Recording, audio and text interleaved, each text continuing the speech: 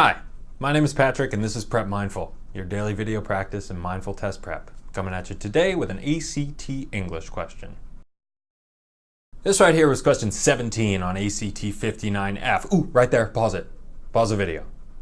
Why not take a crack at it yourself? And then when you're done, you can unpause the video, watch the explanation, compare, see how you did. All right, let's get in there. It reads, this group, known as the Navajo Code Talkers, took part in every assault the U.S. Marines conducted in the Pacific from 1942 to 1945, transmitting information on tactics, troop movements, orders, and other vital communications over telephones and radios. Whew. As we'll see time and again, in questions like this, where there is no question per se, right? There are only options, and our task is to choose the best alternative. We should start with the shortest answer choice or the answer choice with the least punctuation. So before I even concern myself with what might be wrong underlined in 17, let me see which answer choice that would be. A has a comma, B has a colon, C has no punctuation, and D also has a colon. So let's try out C. Took part in every assault the U.S. Marines conducted in the Pacific from 1942 to 1945, transmitting information on tactics, troop movements, orders, and other vital communications over telephones and radios. That sounds fine. All right, cool. So the answer's C. And I don't even really have to concern myself with how one would use a colon if one wanted to.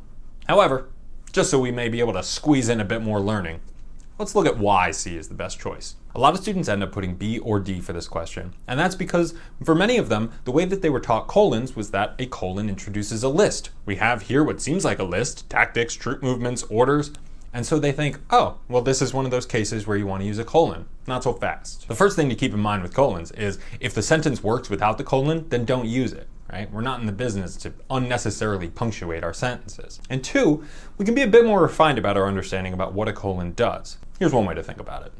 The phrase after a colon explains or expands on something that came before the colon. Like this. At the store, I need you to get the following, colon, apples, bananas, and a hammer. So what was it being explained or elaborated on in the first half of the sentence? Well, the following, right? Because at that point in the sentence, you didn't know what I was going to say. I had a teacher in 6th grade who used to say that the colon is sort of like a mini equal sign, as in something on the left equals something on the right. Here's another example.